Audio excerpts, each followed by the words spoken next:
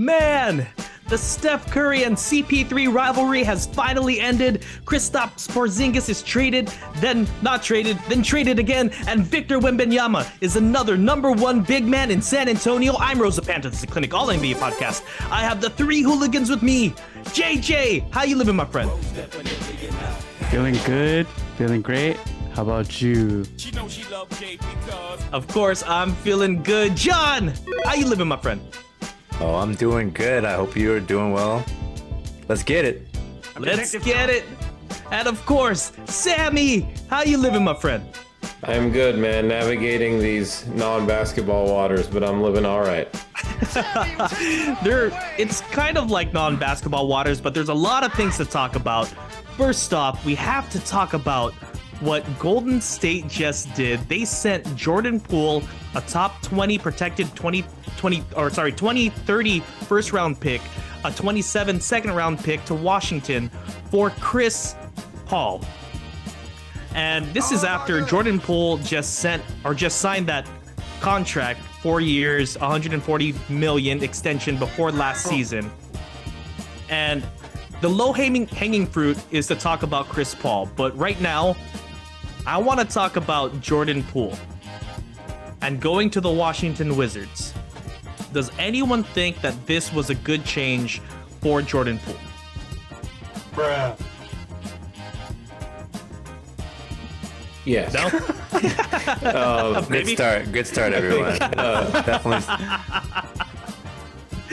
It definitely is a good change for him. Clearly, he was just not the same after Draymond's punch heard around the internet to start the year, and it just felt like that team was never right. And if the team is gonna choose sides, which subconsciously or not they're more than likely gonna side with Draymond, right? So that being said, I think he needed to go to a place where there's no pressure. No one's gonna be watching him because no one watches Washington. So he will have the chance to shoot 30 shots a night. No one will care. All people will see is that he's averaging 28 points a game and not caring that he's shooting 40% to do it, because he's going to be able to run the offense and do what he wants, depending on if Tyus Jones stays there or not. So in terms of winning, was it a good change for him? Definitely not. But for his career with what happened last year, I think this will be a breath of fresh air for him, where no one will care about the fact that he makes $35 million a year, because that would have kept coming up in Golden State. So to JJ and John, I want to ask, was this the only way it was going to work out for Jordan Poole? Like, just thinking about like Golden State, like, was there basically no way of repairing this relationship between these two? Because when they were playing together, I mean, it looked pretty good. They ended up winning a championship off of that. So what do you two think? It's hard to establish if it was a good fit, because moving forward, we haven't seen a good, I would say, repetition of what was happening with Jordan Poole in terms of his performance. We saw a pretty great rise 2 years ago when he ended the year on a high note, and then they won the championship. But other than that, we saw last year his poor decision making. We saw that he was different, low IQ, turnovers, and just bad shot selection. So just to like reiterate what Sammy was saying, this was probably the best move for Jordan Poole, because now he's not going to be pouting about sitting on the bench as the sixth man. Because remember, Jun, Steph Curry had to give a motivational speech for the first round. The first round, man, you shouldn't even have to talk about, hey, if you don't want to come on this bus to play, then don't come. We're all about winning, be selfless. And for the first round, and everyone knew that those were shots at Kuminga and Jordan Poole. I mean, you just gotta put yourself in a new situation. And let's just be honest here, John, someone punched you in the face and they were your teammate. Could you have a work relationship? Can you have a friendship? I'm just gonna say no, man. It depends. Who punch me? Was it you or was it June or Sammy? Because that makes the world a difference. Here. I'll leave it at that. No, but to be serious, no, I don't think so. I think that's crossing the line and then some. And so I don't think you can repair something like that. Even if you tried, subconsciously, it's always going to be in the back of your mind, right? So I think that they have to play separately on different teams. Now, back to your question, Ro, about Jordan Poole. I think this is the absolute best situation for him. And I think for a number of reasons, like you guys already stated, is he has free reign to do whatever he wants. And he can turn the ball over without repercussions. I mean, the Wizards got rid of Beal. They might not keep Kuzma. So they're clearly going to be in a rebuilding mode. And Poole is going to be able to jack up threes, take horrible shots, turn the ball over, look like he's dribbling for the whole Harlem Globetrotters, like D-League team. All of that is going to be something that Poole is going to be able to do without getting a short leash, getting hooked on the bench. And so for me, from Jordan Poole's perspective, yes, this is the absolute best situation for him. And he's going to get paid. That's probably the most important thing to him, right? So win-win for Jordan Poole. Yeah, and this roster looks absolutely disgusting. Like, Yes. like Jordan Poole, Tyus Jones, Monty Morris, Shamit, Gallinari. Like, this is not a team that is going to win a lot of games. So Jordan Poole, like you said, he's going to be able to cook as much as he wants. It just won't result in any wins. Right. But let's talk about the other side of the coin here. Let's talk about Chris Paul. Chris Paul and Steph Curry having like this heated rivalry within the past few years. Now Chris Paul joins the Golden State Warriors. No! It kind of begs the question, does Chris Paul, being an undersized guard, does he fit this team, the mold of what Golden State likes to do? Because a lot of people think no. And I want to know, what do you guys think? Well, that right there is what JJ thinks. I will tell you. He has control of that soundboard. As soon as this trade was made, before I get into what I think of it, the first thought that came in my head is that one meme of Chris Paul when he's on the Rockets, walking away when Kerr is joking and changing his look, and then seeing that exact same look on JJ's face where Steve Kerr is played by Mike Dunleavy. Like, this is the first trade I'm making. Oh no. That popped in my head, but I actually think this is a fit, and the reason I say that is because I know it's not the type of offense Chris Paul's ever run. He's used to being ball dominant and controlling the flow of play.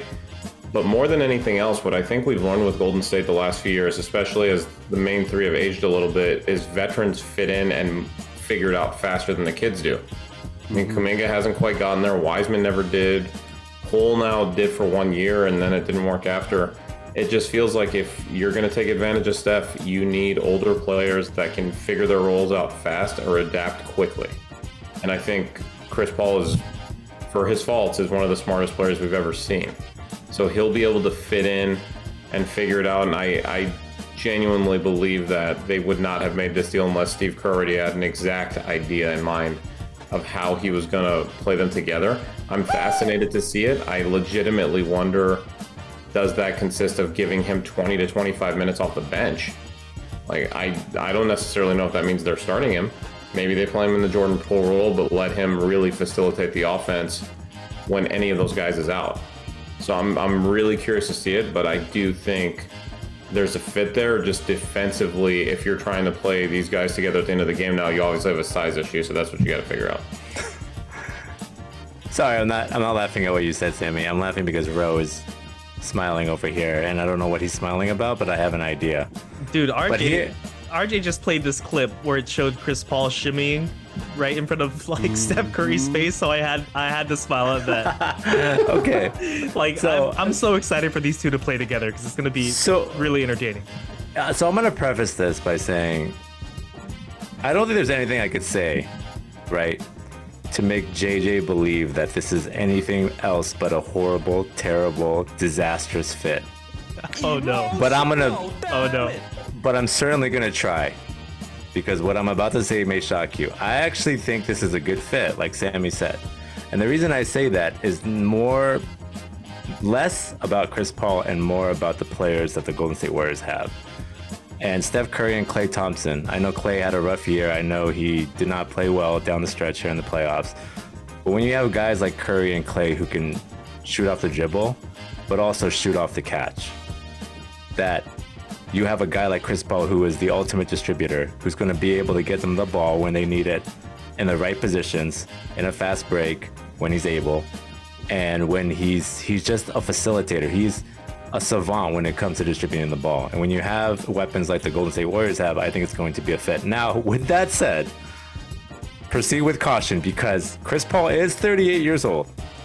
He does get injured frequently. He is the point guard version of Anthony Davis, maybe worse. And so, to me, that is the biggest concern, right? And I think more than anything, this trade was about getting rid of Jordan Poole. And I don't know if you guys agree with it, but I feel like there were no buyers for Jordan Poole. And so they had to take back an asset that, at the very most, something that they could utilize. But I don't think they were jumping over the moon over this trade. So I'll say that. JJ, I hope they give you a little bit of hope. Probably not, but, you know, I'm here to talk if you need to vent, or if you need a shoulder to cry on. I'm here, man. I'm here for you. Thanks, man. I appreciate that. So, Jun, Chris Paul. What does this do to the Warriors? The Warriors got older, they got slower, and their availability is lessened with Chris Paul, because obviously he gets hurt, as John just stated. And, like what Samuel was just saying as well, the playing style, totally different. The Warriors play in organized chaos. Okay? Where Chris Paul, he's known for what, fellas? What does he do with the 4 and 5? Oh, that's not where you going. He does the pick and roll, right? Right. So, point being, can it work? It might work because during the playoffs, the Warriors always shifted back to pick and roll, as seen with Steph Curry against the Celtics in last year's championship. What I'll say is that with Chris Paul, it's an upgrade from Jordan Poole, just because what we've seen Jordan Poole do with the plus minus stat. In that Lakers series, as soon as Jordan Poole went in, did the Warriors often lose the lead? Yeah. Almost every single time, man. And I remember crying in the shower so no one would see me, thinking about Jordan Poole. The dude didn't even score once the last 2 games. In Crying fact, in the shower. Yeah. he had more turnovers than field goals made, John. Crying in the shower. Yes, Just like my boy Tobias. Arrested Development, baby. Let's Yes, go. yeah. So, am I hopeful? I think I'm hopeful. I know Sammy said that he liked the move as well for cap flexibility for next year. I know John is happy because we have Chris Paul now, and he knows how much Warrior fans have hated him. No, I don't. Listen, look. I don't relish in people's misery, but I will say that I think it would be funny if somehow, by some miracle, the Warriors win the title and Chris Paul is a champion for the first time, and JJ has to either cheer or I don't know, like. Especially when they hand him the trophy first, because they would. Cheer, reluctantly cheer, like semi-cheer. Like, you know when you give a half hug to somebody? It would kind of be like that. Like, I kind of like you, but I don't really like you that much. Yeah. But it's like you said too, the big part, sorry, I don't mean to interrupt, but you're good. they also just, for the cost of a protected top 20 pick, they just shaved $100 million off of future commitments. And with the second apron and this new CBA, that can't be understated. That's a big deal here. So I actually thought it was going to cost them more to unload his contract, because once this CBA came out, it was kind of out there that they were going to either have to let Draymond walk or trade Poole. It had to be one or the other. They weren't going to keep both because of future commitments. So the fact that they got away with a top 20 pick in 2030 and a 27 second, that's the other reason I actually think this deal is really good for Golden State, and that part's been discussed, but not enough. That's a really big deal.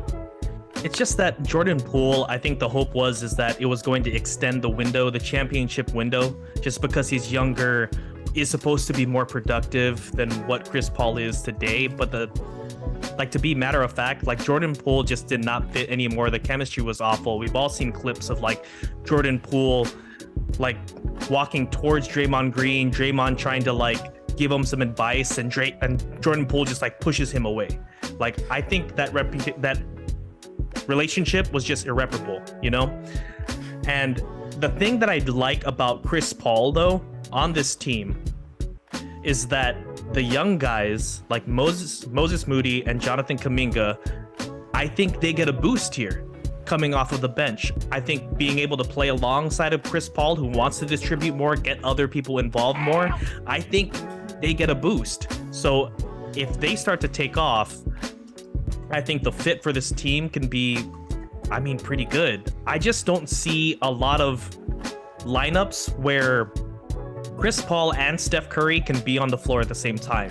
Like, it's going to be kind of weird, and it's going to be super undersized.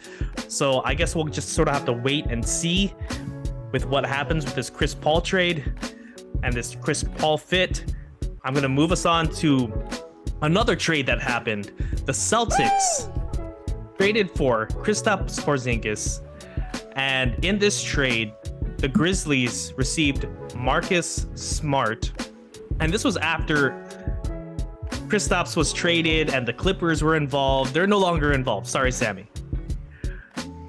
Now, looking at the Celtics with Kristaps Porzingis, do you guys think that they are ready now to take the next step? And this is now like their team, like for the next season's championship. Like, are we there? Do we like the fit?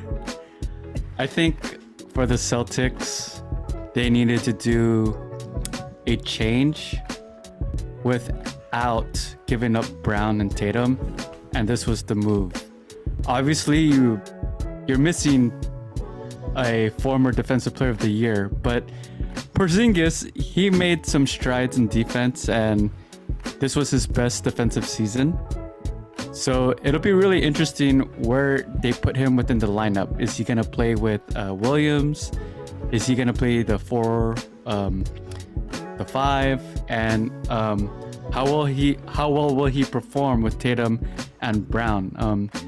And I am hopeful that the Celtics could be a title contender once again with Porzingis.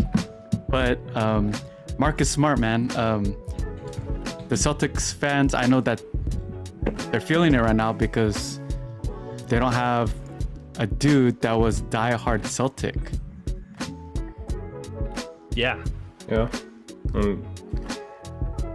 Well, first of all, and the most important part of this trade by far is that for 2 glorious hours, Marcus Morris was not a Clipper, and then that was taken away from me.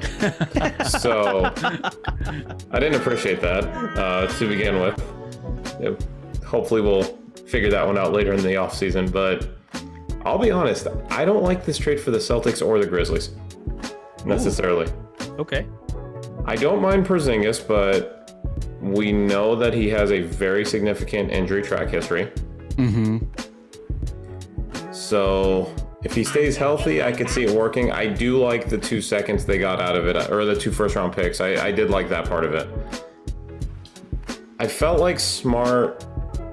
It was one thing when Brogdon was in the trade, and you're getting Porzingis for Brogdon. That was interchangeable parts to me. In terms of Brogdon was there for all of 1 year. We know he has an injury history too, and somehow they parlayed him into the big they need that could score, because they don't have that right now. They have Horford sitting outside, and he's been great, but he's a very different kind of player. And Robert Williams, of course, is more defensive. But trading Smart in a return like this, it kind of shocked me, and it almost seemed a little reactionary. And I know they got the picks, but that part surprised me. Now for the Grizzlies, the reason I don't like this deal is because for all the things that Smart is at his peak, he's not really a distributor. I know the assist numbers are kind of there, but that's not his game. You already have Ja for 25 games. We don't know if he's actually going to come back and play the rest of the year, because he also has a little bit of, he goes on and off the court with minor injuries all the time too. And the Grizzlies have been wildly successful whenever Tyus Jones played. So I've heard rumblings that apparently he was ready to leave and it just wasn't publicized. If that's the case, then they can't do anything about it. But now it just feels like there's a big hole for a distributor there. And I'm curious to see if Smart can fill that role or if they're going to try to shift it to Bane or what they're going to do. For the Wizards, I don't mind it because Jones has a 1-year commitment left. I would have liked to have seen him get some draft capital out of it, but to me, that's the part of this trade I might end up eating crow. Smart might be great for the Grizzlies. The Celtics could make the finals. That could be the matchup. But just on paper, it felt like a little bit of a reach for both of those teams to me, given the parts involved. Yes, I agree with the sentiment I agree with Sammy, which I know is a shock to some people, but I think it's average to below average for the Celtics. Porzingis always hurt. Like Sammy said, I do like the picks. The Wizards, that's just, I'm going to say NA, incomplete, because nobody cares about the Wizards. They're probably going to suck really bad. Tyus Jones is not going to make a difference. Grizzlies receiving Marcus Smart. He can't shoot, but he can do everything else well. I mean, he can't distribute, and he can't really shoot that well. But he can do everything else well. But Sammy's right. They need a distributor. And so we'll see how that plays out. But I will say this, and this is the most important thing I'll say about this topic. I'm almost certain that the Celtics are never going to win another title, at least in our lifetime. And the reason why I say that is because I just watched Paul Pierce's live stream with Kevin Garnett. I know that happened a few weeks ago. But the basketball gods are definitely never going to let the Celtics win after watching that video. I don't know if you haven't seen it, but Paul Pierce is acting a fool over here, all right? He has doomed the Celtics for eternity. I don't care what anybody says. I think you might be right, John. I don't know how the Celtics come back from that, but I'm in agreement with you guys mostly. I like that Marcus Smart went to the Grizzlies just because if he's going to go to any team, I think he fits that mold. I think he fits that theme of that city, the grindhouse. And then the Celtics get bigger with Kristaps Porzingis. And if he could just be healthy for the playoffs, they are going to be a team to be reckoned with. But I'm going to take a short little break with a word from our sponsor. Are you tired of constantly losing your bets on unfair gambling apps? Our sponsor, Parlay Play, has the best lines to increase your chances of winning it big. Not only does it have great lines, it's also an awesome app with a community feel. Use code CLINIC, for a deposit match of up to $100 and a free $5 game on the house. They also have a new feature called Slide the Line where users can raise or lower a line of their choosing. Pause the pod, get on your phone, and download the app now. Boys, the NBA draft happened. We have to discuss what happened there. We won't get too deep into it, but we'll talk about at least the first 3 picks here. Number 1, of course, is Victor Wembanyama. We don't have much to say about that. It was the obvious first choice, but things get interesting here with number 2, with the Hornets. The selection is Brandon Miller. They took Brandon Miller over Scoot Henderson, where the Hornets mascot looked absolutely in shambles that they missed out on Scoot Henderson. Do you guys think that was the right choice for the Hornets? Or do you think they were worried about fit too much here because they're worried about LaMelo Ball and how another guard would fit with them? What do you guys think? It depends on what your philosophy is. And I'm curious to hear your guys because it's always the debate between is it positional drafting or is it BPA, best player available? And I'm curious. I would love to hear your answers. For me, if you're drafting in the top 3, unless it's one of those scenarios like Orlando getting Penny when remember if they only had 1 ball or whatever it was in the lottery. If you're picking up there because you have one of the worst records, then fit to me shouldn't matter. You just got to take the best player available because your team is bad. So that being said, that's how I look at it personally. JJ? Do you guys agree? Yeah, I would always say you have to go with the best player if you're high up in the draft. I think everyone's tripping about the Brandon Miller pick is because the draft experts, the boards, the analysts didn't have him as the second pick. And to add insult to injury, you had Michael Jordan with that approval. And his record for being the Hornets, Bobcats GM is, I don't even know what the word, what's the adjective, what's worse than terrible? Because whatever that word is, that's what Michael Jordan has been. Yeah, he has not made great picks. Yeah. When you make the mascot cry, that's a telling sign, fellas. Bro, what do you think? I think you take the best player available. I mean, you're the Hornets, man. You're not looking for fit. You're looking for the best pieces that you could get, and hopefully you could turn those pieces at least into assets, right? I agree. Like, what if Brandon Miller doesn't work out? I mean, he could work out. He could be great. He could. This could happen. But It could. I mean, Scoot Henderson, he looks He looks could pretty be, dang good and pretty like- dang ready to enter the league. So I could don't be know. like D Rose light over here. But okay, well, I'll say this about Brandon Miller, right? I mean, he's had highlights. He put up 41 and 40 plus in a few games. He looks like a solid piece, but again, he's 6'9", and I think that the Hornets, because like you said, they have LaMelo Ball, they didn't want to draft another guard in Scoot Henderson. But to me, the most egregious thing is the reason why they should have never drafted Brandon Miller is because of the quote, what he said about his GOAT.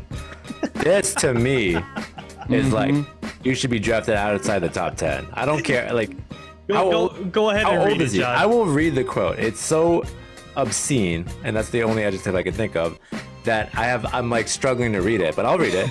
I can quote. read it. No, I'll read it. Because I don't want to give you the pleasure, the satisfaction, Sammy.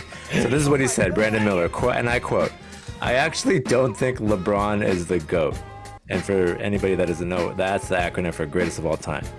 I don't think LeBron is actually the GOAT of basketball. My GOAT of basketball, and I'm pausing here for a reason, is Paul George. Yes, that Paul George. The side of the backboard, Paul George in the 2020 playoffs. That Paul George is Brandon Miller's GOAT. I Maybe he was trying to digress. fall to the Clippers. Can we discuss this quote here? How did this happen? How did the basketball gods fail this man? Or do you guys like this? Is there an angle here?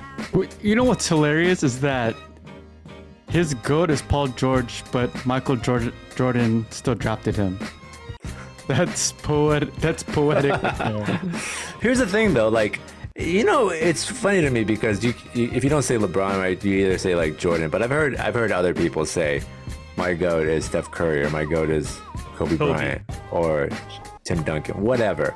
But Paul George there's definitely levels, steps that you have to take. Maybe stratospheres of differences here between those types of players. So to me, it's unfathomable. I'll say that. Let's maybe he's ask the trolling. Clipper fan Maybe he's here. trolling. We have to have the Clipper fans like take on this.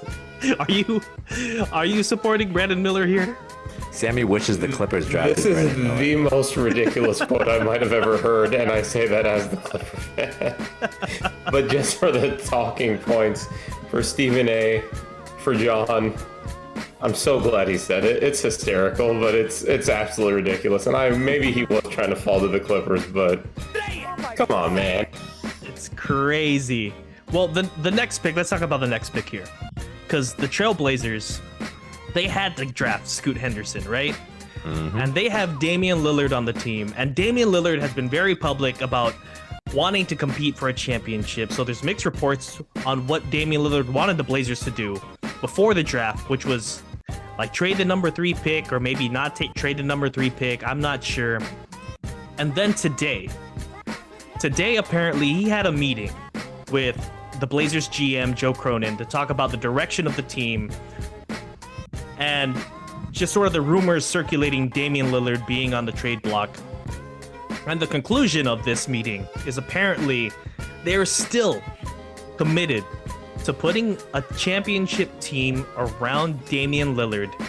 So on a BS meter of 1 to 10, 10 being the biggest pile of dookie you've ever heard,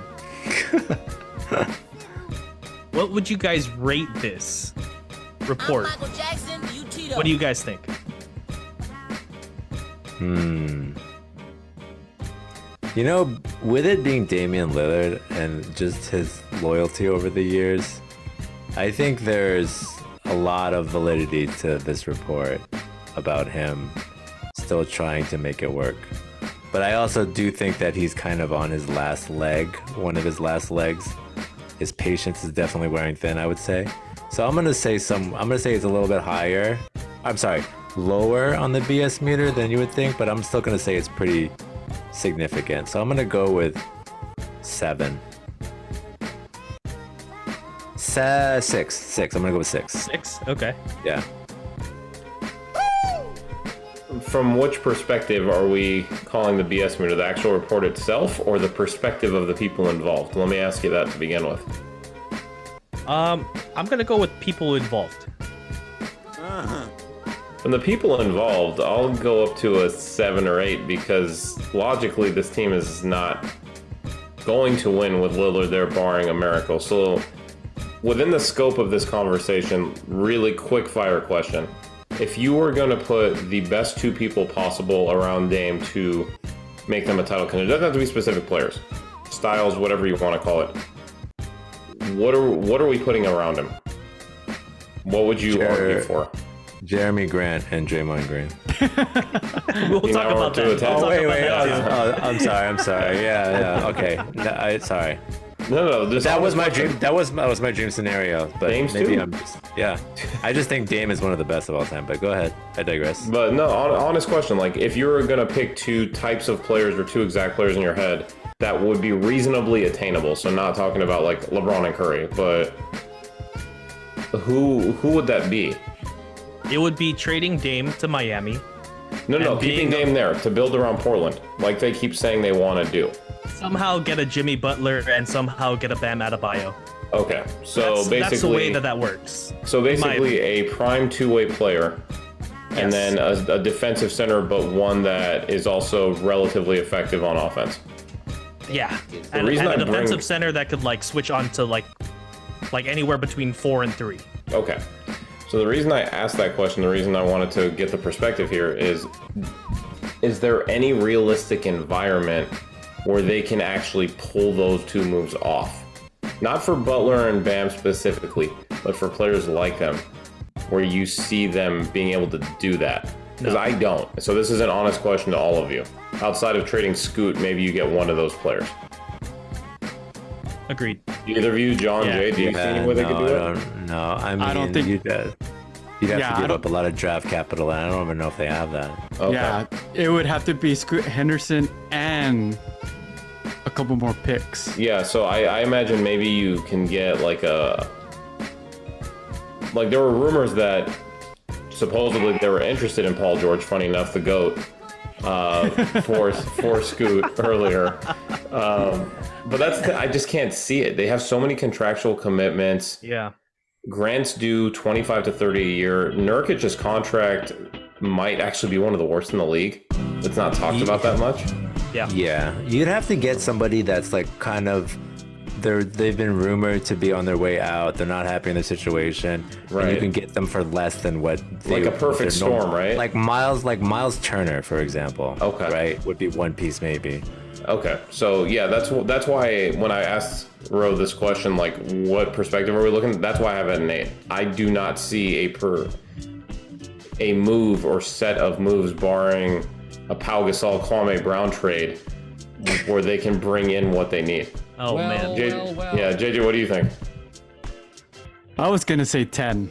There you go. That this is straight up BS. The Portland Blazers, like, I don't want to trash or put them in the trash again, but they're trying to do what Golden State has been trying to do the past 3 years with the 2 timelines, where you have Dame, and now you just had the 3rd pick with Simons.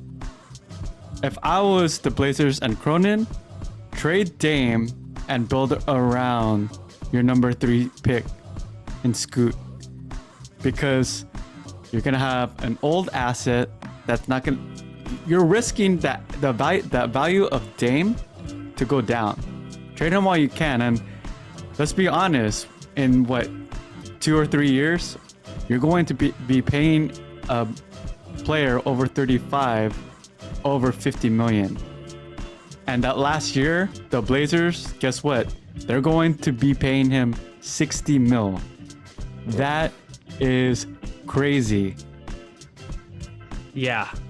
I don't know what the Blazers should do, but I definitely don't think it's this.